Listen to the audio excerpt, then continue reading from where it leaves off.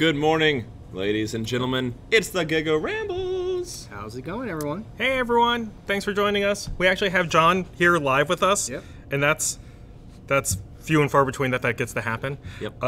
So John, what brings you in? Gamma. Gamma. And photo shoots, but Gamma. Yeah. So those who don't know, we have Gamma, which is the Game Manufacturers Association meeting coming up next week. So those who regularly come into the store will not see me, John, David, or Mark at the store for the next week. Yep. So yeah, basically we'll be going out to Reno to not only learn stuff about improving our game store, but we're also giving a couple of classes, and John will be doing interviews all week long, and they'll be going up. Are you doing them live, or are you going to live? Okay, cool. Yeah. So watch out for those live streams that are coming, because that's pretty exciting. Oh yeah. Yeah. Lots of cool stuff that's going to be happening. You got a lot of announcements that happen over the course of the week. You got a lot of demos. It's very similar to how other conventions work, I believe. Right? Yeah, it's more geared toward selling to retailers. Though. Correct. Yeah. But this is where a lot of the studios and companies will say, "Hey, retailers, get ready for this new cool stuff that we're going to do for the rest of the year," which is pretty exciting. And Games Workshop definitely has things set because of the announcement of Shadow Spear and Abaddon, and we're expecting by the time we actually get to Gamma, we'll see some additional new releases from them, at least concerning Chaos Space Marines. But it's not so much just companies trying to sell stores what's coming. It's also they answer a lot of questions pertaining to what stores can do to sell their product, what's coming as far as the ability to even carry their product, or special deals, things like that. And just there's time to address concerns that stores always have, because we live in a world where local stores do compete with very, very large companies. Yeah. And so there's always concerns, but I think they do a great job addressing those. Yeah. And so with that, if there's any questions that you guys have about any of the game lines that we carry at the store, that maybe you want to see a direct answer from the company, please let us know. You can either comment in the chat here today, or you can send a message to the Facebook. Just say hey, what's going on with that new Infinity release, or when can we expect the Infernals and things like that. So, or if you just have concerns about a product or situation, if you're looking for more organized play, let us know so we can ask those questions for you, so we can get back to you pretty quickly and timely. Yes, I'm checking it now. So while John's doing that, we can kind of move over to the big announcement that was made this week, which was Abaddon's coming back. I don't think anyone was necessarily surprised that Abaddon was coming back, but probably surprised at the scale and the just sheer detail in the model is amazing. I wasn't expecting him to be Gilliman sized. No. Yeah, but right? Or maybe a little bit smaller, right? But pretty much the same. Yeah. So he's he's on the same base. He's on. He's a little shorter, but still he is a big dude. Now fully infused with chaos, right? Right. Yeah. Well, on that demon juice. But still undivided. Correct. I would like to know mutations were not Yeah. there all the other bigger chaos. When you're truly blessed, you don't get mutations. Yeah. So to answer that, apparently Abaddon was almost the size of a Primarch back in Legion days. Really? Oh, cool. Yeah. So this is actually pretty close to the fluff. Abaddon has always just been a giant. And so this reflects the fluff a little bit more. And the fact of the matter is, we just had a really tiny Abaddon when he came out. Oh, yeah. And so this reflects more of his stature. And also to me, it's more of a reflection of his, command in the game, his stature in the game to be that large. Because when you have these centerpiece models, you want them to be the centerpiece. It's I know a lot of you guys probably play World of Warcraft, but when you go to raids, when you're fighting against a human-sized boss, it's very rarely is he actually human-sized. They scale him up to kind of show the importance and have the ability that you can see him from afar kind of thing. And so even if the scale might be exaggerated a little bit, it's done for thematic effect. Exactly. Which I like. You fight the Lich King, and he's the same size as your tank. You're all right. Yeah. What's going on? But yeah, when he gets bigger, then you can see him from afar. He stands out amongst the peers and all that sort of stuff. But with this, with the new release of Chaos Space Marines, we know we're getting a Demonkin subfaction. we are getting new Chaos Space Marine models coming along with Abaddon, and we've seen a lot of previews for it. So we know we are getting Havocs, because they spoiled that with the Abaddon release. Which are amazing looking. Yeah. And so with that, we should also be getting a new set of Chaos Space Marines, because they have all the assets done, like all the art and all the modeling is already done. They just need to make us a multi-part kit. Yes. If they did it as much as the Scions, I'd be happy with that. As much variability. Yeah. That's the one. Yeah. And we should be getting new Terminators, and the new Terminator kit should be able to make both shooting and close combat. And this is just done from the Demon rumor, the pictures that we've seen, because we've seen Lightning Claws, we've seen Terminator ranged weapons, and then we've also seen this new chain poleaxe. So that's all really exciting. And so on top of all of that, we have seen a new... Why am I blanking? Oh, Dark Apostle. Yes. And so he is pictured on the cover of Vigilus 2. Burning or something like that? Electric Boogaloo. Yeah. So he's on the cover of Vigilus 2 with the new Terminator kits and the new Chaos Space Marine kits.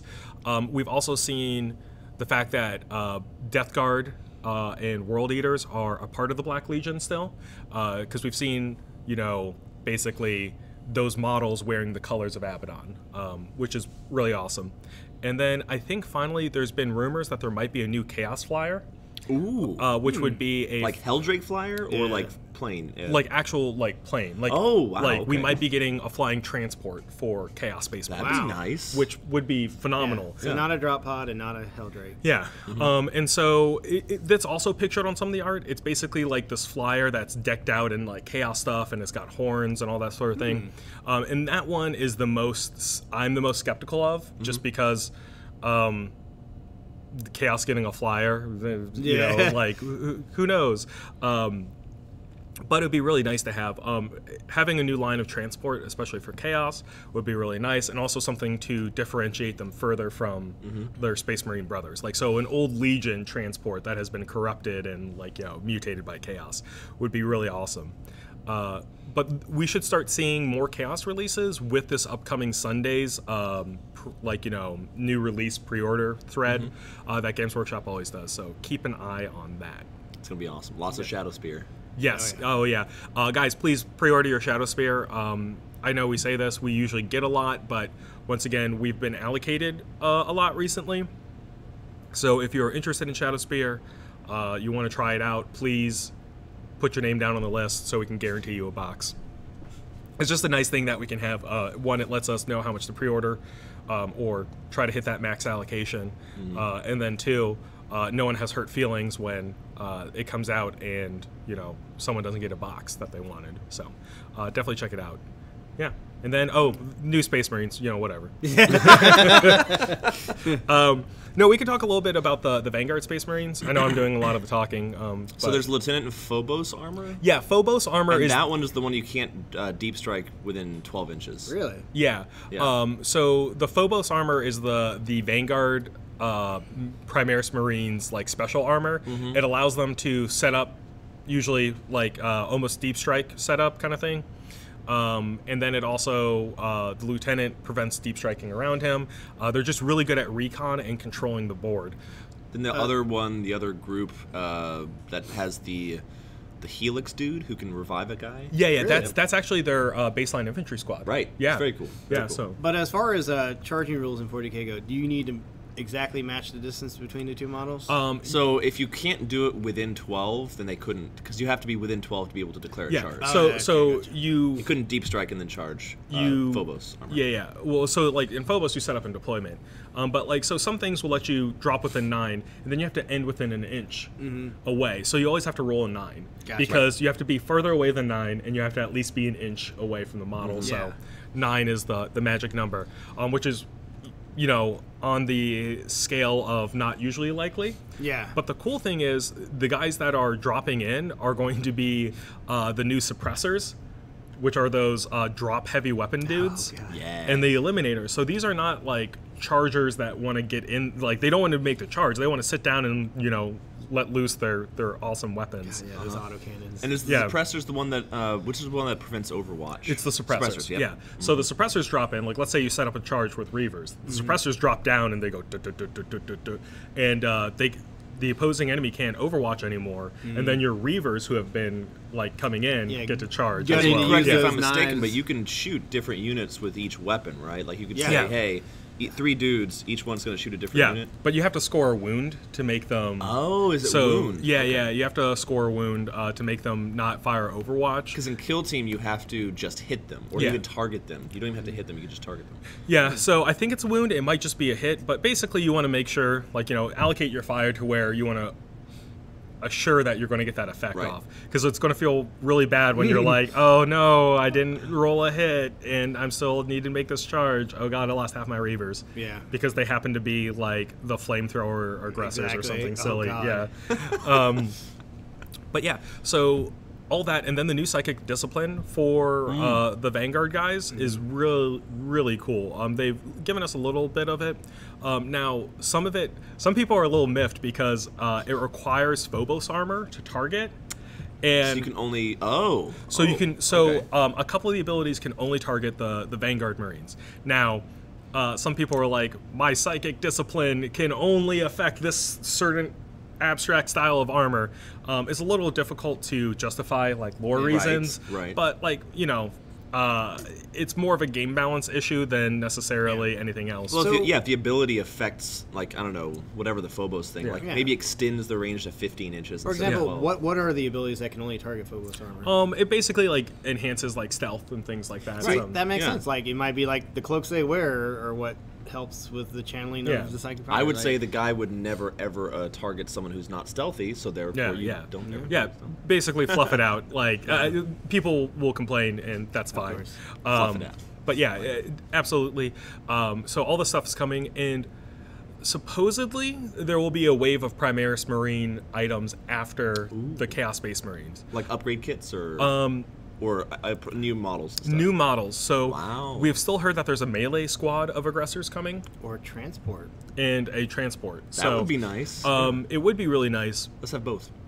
Which would be great, but once again, there's no confirmation and there's no real rumors pointing to that, except like a couple of the rumor engines a while back. But it's not concrete, Rumor engines make me sad. Yeah, it's always like, is this a free person? It's like, no, it's a rogue trader. Yeah, it's like, no, it's not even the right game. Yeah. So, John, my speculative release cycle is probably going to be Chaos Space Marines, Primaris Marines, and then Slanesh for Age of Sigmar. And there's probably going to be one of those like games that was previewed at Toy Fair in between those releases, like the new Shadespire like beginner set. And then also probably in between those releases will probably be a battle tome or two for Age of Sigmar that updates them with terrain, spell pieces, and then possibly a new character. So what I've actually been assuming is going to happen, and this is like probably in the distant future, but as far as like Iron Jaws and Orcs in general, I think they're just going to get basically like what the Skaven have. They're going to get an army book that just covers everything. So you can have the Bone Splitters are no longer going to be their own thing. I mean, there's going to be like a chapter in an Iron Jaws, Orcs, Greenskins thing together. Yeah, it's possible, and it basically comes down to Games Workshop's release cycle. Because I think they were maybe overly ambitious when Age of Sigmar first came out. And they're like, all right, cool, we're going to divide all these factions into sub-factions, and we'll just fill them out. The lines. And then reality sets in. And I could be misinterpreting this, which is absolutely fine. But basically, reality sets in, and they're like, "Oh no, like I can't possibly put in, like we can't complete this many models and this many rule sets and things like that. So let's start joining them back together and making a cohesive army at least somewhat representative of what they used to be, right? So like the goblins got combined together, and then they had enough new kits to make the trolls, the Troggoths, their own thing. And then the new updated goblin models are absolutely fantastic. Oh my god, they're so good. I really like the knights. The knights. No, the one of the things I think that really shows what you're talking about of like not knowing where they're really going with it was just death itself, because the Tomb Kings disappeared and like, all right, these are skeletons, and it wasn't because they were totally forgotten. Yeah, no, totally not the reason. But and then eventually they're like, okay, so now we can start breaking death into pieces. So I mean, they made the Legions of Nagash. Yeah. But you have the ghosts, you have the vampires, you have the undead like skeletons and zombies. So you can actually make the undead army you want. And I do actually appreciate, not that I had to wait for Flesh Eater Courts, but I do appreciate that they left Flesh Eater Courts out because they're their own kind of thing. Right. Like they're not actually dead. Yeah. In most cases. Yeah, mutated ghouls. Their leaders are. But they definitely bridge that gap between life and death because they're on the verge. There's these crazy, starving, eating raw flesh. Yeah, guys. Yeah. So as far when as, are we going to see more Free People stuff then? That's what I really want to know. I got a taste of it, right? Because the Flesh Eater Courts are Bretonnians. Yeah. Well, that's good. Yeah. So with the Free Peoples, I would expect sometime soon, simply because with the new books that they're coming out with, especially like the kids-focused books, they're going to be focused on the Free Peoples.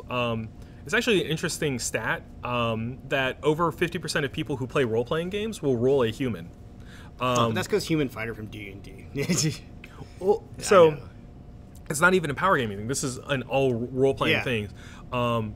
Basically, people turns out want to do like a self-insert, and maybe people don't identify as like a goblin or whatever, and they really want to see themselves in this world. So I think that Free Peoples... Abaddon. Yeah, that'd be cool. Free Peoples and all that sort of stuff is really important to those games. Having a human faction, not just Stormcast, because Stormcast is the superhuman, right? Because they're more faceless. They're a little too faceless. Yeah. And like the way that they did the faces for the characters, they look a little bit like not there. Yeah, well, I mean, they started off with everything was helmeted, and now they have the... and they recognized pretty quickly that they were like, oh, hey... Let's get some character in here. Yeah. And speaking of that, there's another rumor floating around that we will be seeing one of the named character Stormcast that has been in the story of Age of Sigmar for a while, and he started at the Realm of Life, got corrupted by Nurgle, became Nurgle's premier huntsman, chased down the body of Alariel to the very ends, and then the Celestant Prime came to face him off and literally beat the corruption out of him. And so when the Celestant Prime killed him with the hammer, it shot his soul out of his corrupted body, and the soul was immediately taken with a bolt of lightning. Yep. Whoa! And so he, after that point, there's been several stories where he became a Stormcast, but basically he's not well liked within Stormcast society. Okay, well. Because he was essentially a traitor. Right? Yeah. He was a Chaos lackey for a while. And he also killed a bunch of Stormcasts. Like he wasn't a pushover. Reforged a bunch of Stormcasts. And supposedly we're seeing him alongside a new Chamber of Stormcast with the Slanesh release. So, really, everyone's like, oh, another Chamber for Stormcast. But the way I always look at it is, like, how many chapters of Space Marines do we have? Yes. I think that's what they're just going to reach, that same thing. And that's fine. It's just, with me, it's frustrating because, once again, as someone who plays Chaos, and I'm also a longtime Lizardman / Seraphon player, like, every time they do something that's not Lizardman or Seraphon, it's just like, all right, well, when is my turn going to happen? I mean, Free People. I know you're the same way. And so it's like one of those things, whenever there's a new chamber, it's like, yes, I recognize that it's something that's doing something wholly different than the other guys, but it's popular. It's popular, good. And at they're least fun rules too. Yeah, and with the new one, I at least know I can connect with some of the lore behind it, and it's the Ruination Chamber. And so, like, that's fine. It's just, another one, right? Like, another one that's not my faction. And it's easy to get upset, but at this same point, it's Games Workshop. It's what they do. And I know for a fact they'll eventually get to Lizardmen, and so it's just kind of a waiting thing as opposed to are they going to do it? I'm not a Tomb Kings player. That'd be nice though. Supposedly, there's been a little bit of leaked rumors of some Tomb Kings looking undead stuff. That'd be great. And that might come out with the All Points skirmish game that they're doing, the kill team equivalent for Age of Sigmar. So we'll look out for that. It's so exciting. Peter. More dinosaurs. Yeah, yes. always more dinosaurs. Yeah. So. It's one of those things. So that's kind of like all the Games Workshop talk that I want to do for today. Unless you got something. No, I got something to say to Peter. The hurdy-gurdy came in yesterday, just so you know. Yeah. So catch us next week. Yeah. As I Mark jam practices. out. No. We'll be gone next week. Yeah. That's true. We'll be at Gamma. We might be doing a Rambles from Gamma. Oh wait, no, we're flying. Access. Friday? Yeah, we fly. Friday? Yeah, we fly out Friday. That's right. Yeah, Friday. live from the plane. Actually, yeah, because you're gonna hear our pilot be like, "Who's not in airplane mode?" And there's just gonna be like a big light and a camera in front of John. John's like, "Oh, yeah." Because I'll be sitting next to David, and David just be like, "What are you doing?" Not even seated next to each other. It's like, Mark, what you got to say? Just like yell over everybody. I think that's good. So you guys might miss out on Giga Rambles. We might do it Thursday night from Gamma to do a recap of the show because usually things quiet down a lot by Thursday. So. Right, because everyone's leaving on Friday, right? Yeah. So we'll keep you guys posted if we're able to do one. That's great. If not, we'll just do an extra long show the following week. But the first half an hour will be Mark trying to learn the hurdy-gurdy. Yeah. And yes, the first song he's learning to play is Freebird. Yeah. No, it's Wonderwall. Wonderwall. What's in a Wonderwall? No, that's the Wonderball commercial. Yeah, that's right. Yeah. Anyways, so on to other releases that we have coming up this week, that came out this week. I'm going to grab something from over there. Yeah. So we just got The Faceless in. Did I do it right? Yeah, I did it right. Cool. The Faceless is a new board game that we just got in. It fits kind of within our Cthulian Month of Madness that we're doing. Basically, we don't know much about this game, and the mystery is kind of enticing to us. John will be doing, not me, John, the other John, will be doing a unboxing video later today. So we'll get kind of into its contents and see all the cool stuff. It does have kind of like a TV back, so I'm definitely thinking probably closer to a Stranger Things vibe to it. It does have a very Stranger Things vibe to it, and it's got a lot of creepy art associated with it. So in the back is probably my most interesting thing because I feel like it is going to be part of the game. Yeah, and so that's something to look forward to. So I'm excited about that. Other new releases we have, and one of the exciting ones is Barnacle Bay. Barnacle Bay is done by Panda Cult Games. These guys are local to Atlanta, and we have known them here at Gigabytes for a very long time. And it's Jonathan Bradford, Elizabeth Beckley Bradford, and Heath Foley, a trio of creative might, making this wonderfully imaginative game in which you play in the set of Barnacle Bay as a cast of animal characters, and you're trying to defeat, once again, fits in great with our month, almost a Cthulian cult of monster people. And it's basically the dark magics are combining different kinds of animals together. So there's bear sharks, there's like hippopotamus crabs, there's giant gator people mixed with other stuff, and there's like squirrels with octopus arms and all that. And John will be doing a playthrough of it at the end of this stream at about 11:45. So stay tuned in about 20 minutes and we'll get to that. So other new releases we have some new ones for the Harry Potter miniature game. So for those that don't know, this is done by Night Models. They're also the guys who do the DC miniatures game with Batman, all that sort of stuff.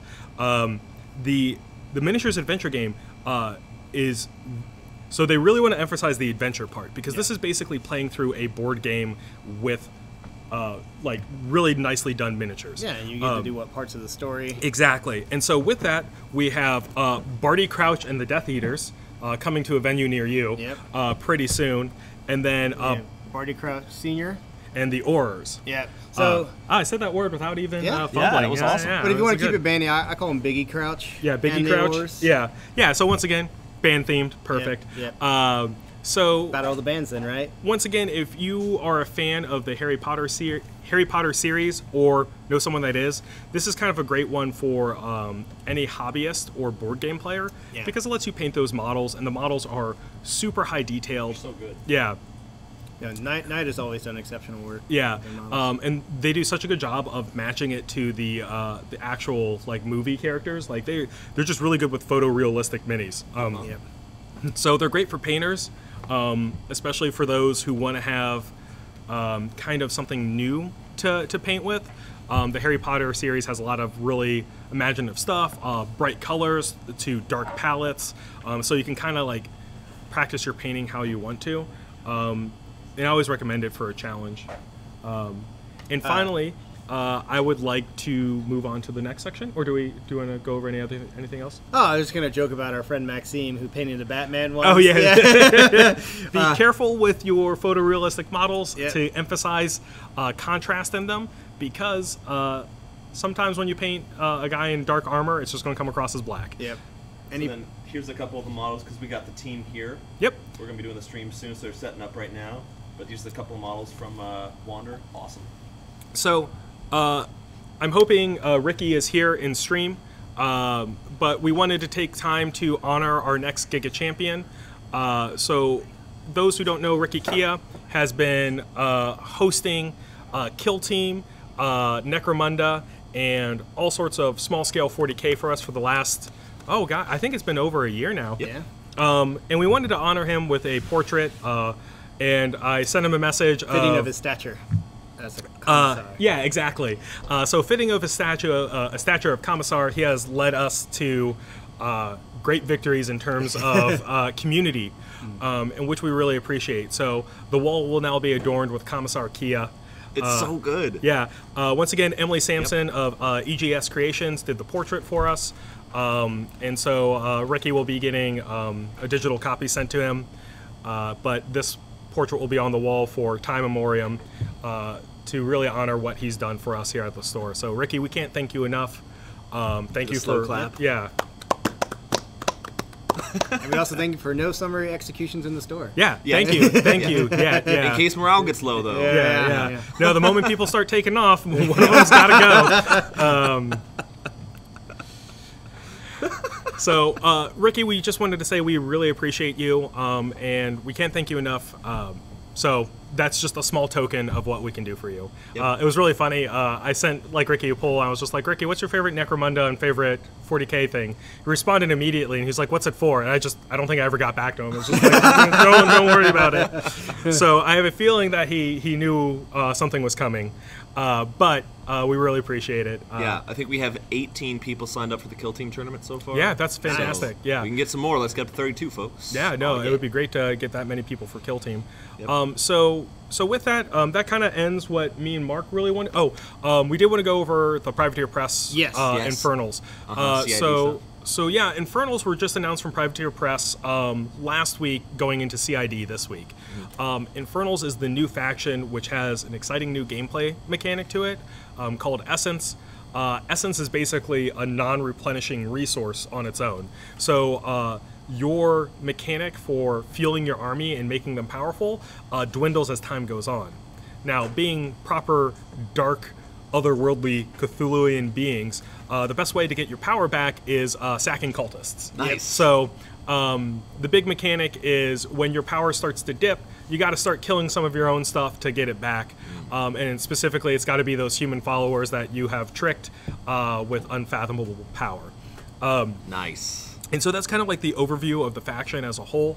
The models look amazing, and is a mix between dark horror-inspired monsters and then the kind of humans that would be more or less coerced by dark deals and death. So it's very much like your evil cultists from anything ever. Yeah, anything ever. So it's basically guys in cloaks with masks. So similar to the Death Eaters that we just saw from the Harry Potter game. If you were a fan of mixed level marketing pyramid schemes and being at the top of those, this is the faction for you. So one of the exciting things that they introduced with the Infernals is that there's a new theme force. And one of the things that they wanted to, the theme that they wanted to get across is that these cultists can come from any walk of life. Anyone can be tempted by power. So to represent that in the game is that you could take a warcaster, one of your army leaders, from one of the 3 main human factions, which is 2.5 main human factions, which is Signar and Khador, which is the source of the primary conflict in the game. So steampunk Russia versus electric-powered England, America, New England, and then Crucible Guard, which is French mad scientists, which definitely fits the theme. So you could basically pull one of your leaders from those 3 factions and then take a complement of units and models from there as well. But John, what happened to the religious faction? It's almost like they're not swayed by... So in that fact as well, the religious factions, even Crix is considered a religious faction. Basically, if you are more or less a cleric and not an arcane spellcaster, you're not really going to be tempted by guys trying to sell you arcane tricks. You're like, I can't even do a cantrip. It's like, I'm not going to... I want more power, all right? Pray harder, jeez. Yeah, it's pretty much that. So those 3 factions were taken in. They have a theme force which you can combine and do all that. However, it caused a lot of conflict and strife in terms of playtesting because people were too excited about testing those outside factions with this new one to try to find broken combos and effects and things like that. And so Privateer Press had to pull that theme force from the CID until further notice. So they're back on track. So right now, if you try out, you can find all the Infernal rules, all the model concept art, all that good stuff at cid.privateerpress.com. So if you guys are interested in the game, or if playing a faction of Dark Masters with evil cultists kind of appeals to you, check out the Infernals.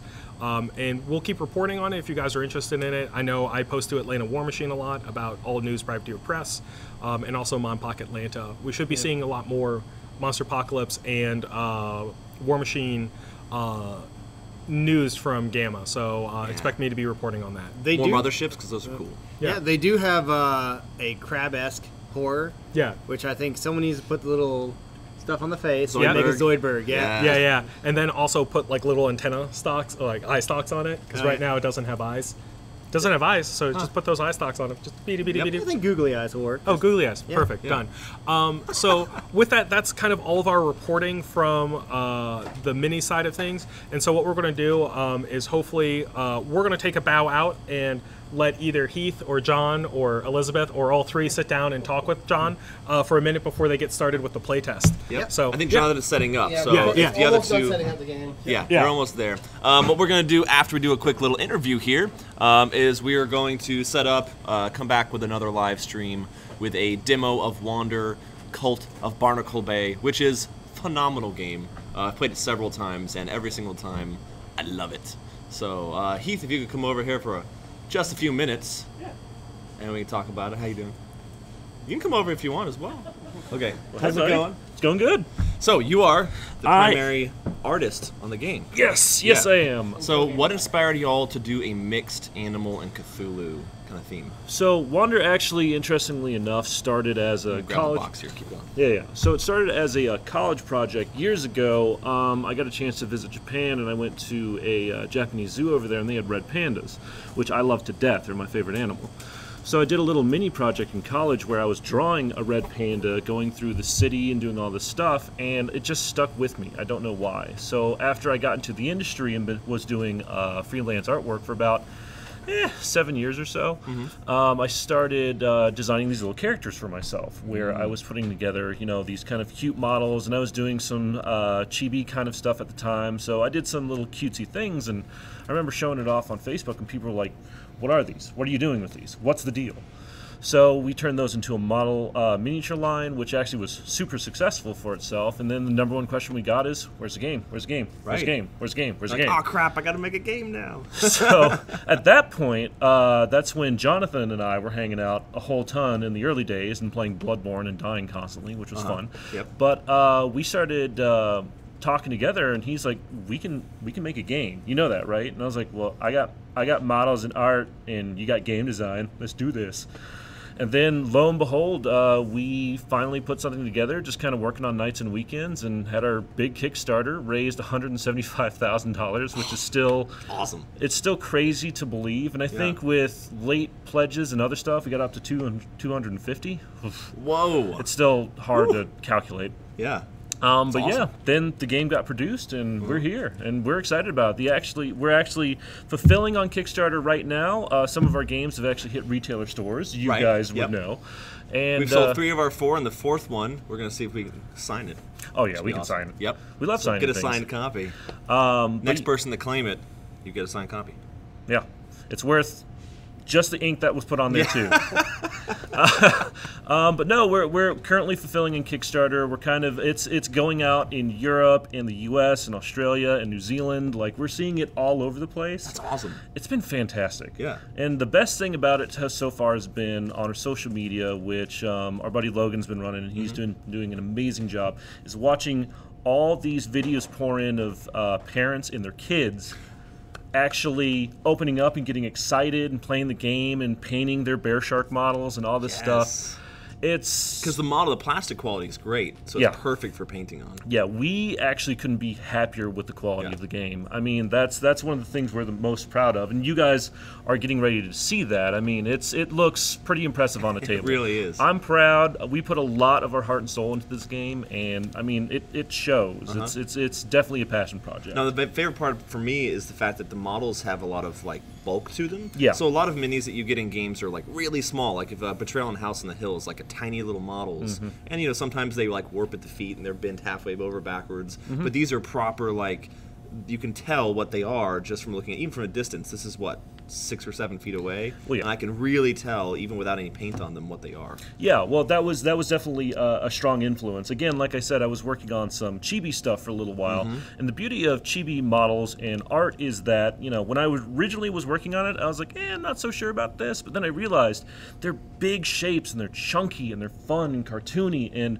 you can look at most chibi models and go like, I know what that is, I know what that is, I know what that is, I know what that is, especially the monsters. Right. So when it came to designing stuff for Wander, I kind of mutated a couple of styles I liked into one thing, and then all of a sudden, you know, we were getting these big shapes on an otter grunt. Like, it was also fun because there was certain Lovecraftian touches, if you will, and that's when we started talking about a theme for this game. Literally, it was, well, we have all these animals in armor, they're going to be part of this Wanderers Guild. Well, what's their first adventure is going to be? And he loves Innsmouth, that story. So immediately he was like, oh, what if we do an Innsmouth thing? And I was like, I didn't know anything at the time, so I was like, well. And then we started. What is that? Then we started researching and reading into it, and I was like, "Oh man, this is gonna be sweet." So then we started coming up with ideas of like what would be the coolest thing that you could see in this, and there was some cute ideas, kind of doing coastal critters, like, you know, what if we did an otter? Well, that's cool, but what if we did an otter that was like mutated with a crab, so he's got a giant crab claw, and then our otter crab grunt was born. The funnest one though was definitely the bear shark. The bear shark, it's so iconic. It's so ridiculously iconic. That's one of those things like we're worried with the bear shark. There we go. Thank you. Look at that bad boy. I'll go around, but keep talking. Yeah, so with the bear shark, we're actually, it's just so ridiculously glorious in itself, and it's kind of one of those accidental discoveries where we kind of discovered what would be the most ferocious thing we could think of. And it was like, well, what if a shark was on the land? And then we were doing these hybrid creatures. And it was like, what's the scariest thing you could probably mix with a shark? And it was like, bear. Instantaneous. And the funny thing is that this is definitely not the final, or this is the final version of this. But my earlier rendition of this design was, it kind of looked like a sad, wet, ripped rat. And yeah, he was. Jonathan was not happy about that design at all, and I don't blame him. After I was trying to go for like a tortured creature thing, but it's just proof, like, you know, as artists, we don't have all the best ideas ever. Like, definitely, Jonathan's constant input on that stuff was great. I mean, there's one time we were designing the end boss of the game, Elder Bane, and you know, I got most of the design down. So he's a creepy axolotl that's been kind of mutated, and if you know anything about axolotls, is that they regenerate their limbs perfectly. Oh, so they lose an arm, arm, they grow it back. Like DNA, cool. perfect match. Wow. So the idea was if a creature that could perfectly regenerate got warped by dark magic, where would the mutations end? And the answer is they don't. So he's creepy, and he's got all these legs growing out of him, and he's insane. So then when I was designing his face, you know, originally it was just creepy looking. But the funniest part was Jonathan was like, nah, not creepy enough. You need to do something like this. And then he sent me a screenshot of him going like... So if you see Elder Bane in our game, guess what? That is directly because of Jonathan and his input, which is hilarious. That is awesome. But yeah, a lot of those designs were inspired. I was really happy. The fish batcaster, that one was actually kind of happy accident. I was like, let's mix a bat with a fish. Let's like its wings, scales. Fish batcaster. Yeah. But let's make its wings like a fishtail or fish scales, and let's give it a little fishtail itself. And it actually turned out to be this really cool, design. And I'm proud of it. It's got the wand and the book. Yeah, they're nasty. So cool. Not to mention, they're nasty to fight in the game, too. I mean, if you're like one space away from these guys, you actually have to roll -1 dice to your attack. Ooh. Yeah. And that's big in this game, the way the action economy works. That's nice. Yeah, definitely. Yeah. Melee characters, not going to have so much of a good time. But then again, the range characters might be able to stomp them. It just depends. Just depends. Now, talk to us. The final copy that we have comes with the bonus content from Kickstarter. If you can tell us a little bit about the bonus content. So for whoever gets them, they can't see inside the box, right? So if you can tell us about that. Gotcha. All right. So the bonus content. So early on in the Kickstarter, one of the things we wanted to do big time was we love characters. We love minis. Obviously, being a character designer and Jonathan working with so many mini games in the past. So we basically wanted there to be just a buttload of heroes that you get off the gate. So we did, I think, little 5K stretch goals and then got a bunch of heroes into that base box, including our exclusive hero, Gunbjorn, a polar bear holding a two-handed hammer. Which is epic. I love him to death. I love him. Yeah, it was one of those points where we were designing all these characters that were wearing leather and cloth on this light stuff, and then Jonathan was like, let's do a bear in plate armor. And I was like, all right, sounds terrible. I hate it. That mind of yours, sir, that's awesome. So we started putting those together. So Gunbjorn's in there, and then we also had, during the campaign, so the original model line we had 2 heroes named John the Bard and Liz the Runecaster. Well, in the first Kickstarter, we never got to get to doing Liz, but we did get to do Reyna, the Kangaroo Dragoon. So some of the biggest things that we heard in the early campaign was like, well, we want plastic models of these 2 heroes you've already done, that you're already offering. And so we said, okay, that's a pretty direct thing, and we didn't plan on it at the time, but literally we changed gears in the middle of the campaign to actually create these new designs for these new characters. So we actually have old pewter models of John the Bard and Reyna the Kangaroo Dragoon, but now we actually have full plastic versions of them, which is really exciting. Nice. And Reyna's really cool. Like I said, she's a Dragoon. She can leap into battle, and she's actually got a spear so she can stab things from like 2 spaces away. Really cool to have a melee with a little bit of range on it. And then John the Chameleon Bard, obviously with his crested fin, may look a little familiar if you're familiar with Jonathan at all. He's normally got a red mohawk. Not today. Not today, that's fine. But John the Bard basically is a support character, so he's sitting there playing his lute, supporting his team, but, you know, you got to beware because he can also hit you with his banjo. Nice. Yeah, which is pretty cool. We also have some unique other models that came there as well, like Bebo the Cat Warlock. She's a lot of fun. She's got a little minion that she can summon, Haley, and it's like a little stuffed teddy bear that can roam around the battlefield. And the funny thing is, any character that can actually summon an ally, a little familiar to come into the battle with them, that familiar can actually do a ton of interesting stuff. They can almost act as an off-tank if you want them to. Okay. They can distract enemies, cause some damage. I mean, another character in the base box is Liz the Runecaster, which is actually based off of our delightful friend over here, Liz, who's actually a pro-grade mini-painter, and she deserves every accolade that she's ever gotten. If you have not seen her painting for this stuff, her painting in general is amazing, but the painting on these models in particular just brings them to life. Yeah, it's incredible. It is pretty intense. There she is. Hey. So we have a character that's actually based off of Liz called Liz the Runecaster. So it's a mouse that actually paints ink spells onto a scroll, and then summons her little ink blob that can eventually, if you level up enough in the game, can turn into an inkstrosity and turn into a like giant, a gelatinous cube almost, but ink. Yeah. Oh, that's so cool. And a little bit more ferocious. It's pretty awesome. I like that. On top of that, we also have Ross, King Ross. So Okay. a friend of ours in the industry, his name is Ross Thompson. He's kind of like the avatar of gaming. Basically, we were talking to Ross, and Ross has been super helpful with us and giving us all this advice. So we were like, well, we want to do something for him in return. So we eventually designed a character because he's almost like a king of the industry. So we did this joke character of Ross the King. So it's literally a lion who acts almost like a mixture between John the Bard and our tank in the base game, who's hilariously named Tank. And so it's basically a shield and a drink-holding king of the land that literally goes on Wanderer's adventure. Fine, I'll help you guys out. Wow. I'm bored running the country. Which is a lot of fun. Who else is in that Kickstarter? That's a lot in that We got Rain of the Kangaroo Dragoon to cover that. Got her. Eileen the Crow is not in that. That's no, Eileen. Yeah, she's an add-on that will be available. I'm guessing sometime around the beginning of April. We got to get through getting the rest of these Kickstarter pledges out and making sure retailers get their bits and pieces before we start selling. You know, we want to be respectful. But Eileen the Crow is actually really cool. She hunts the hunters. Yes. Nice. A little inspired. But Crow Assassin. Crow Assassin. No, Eileen is great. She just slashes and dashes her way around the board. I mean, she can actually dodge and hurt enemies as she goes.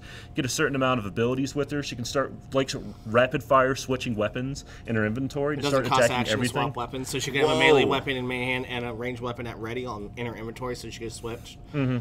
That's so cool. And then it's the only character that actually gets bonuses for flanked enemies. So if there's heroes on both sides of an enemy, she gets bonuses to attack. Nice. And stuff like that. So then the demo that we're going to do today, normally you run a demo set, which is like a bare bones version, but we're going to show you all the full version today. Actually, we're added the whole High Tide enemy expansion. Oh, heck yes. So, because that will be available for retail soon. If you didn't get it on your Kickstarter, it'll be available soon. So we're going to show you all the enemy entire types. game. We have new the bonus heroes and all sorts of stuff. Here's heck yes. High Tide comes with the bloat rats and garmadillos. Yeah. Look at that. And it also comes with a playable hero version of an Ottergrunt, of Bart the Ottergrunt, and Chompy the Bear Shark as playable heroes. That is awesome. Sweet. Yeah, so we're going to break this setup down, set it back up over the top there so that y'all can see the action and see how the game works. So if you haven't seen it played, yeah, you'll want to. And then by the time you do, the first person to message us either on the live stream or message the store to reserve that copy, it's yours. Yeah. Nice. So make sure to make that happen. If you want it now, tell us now.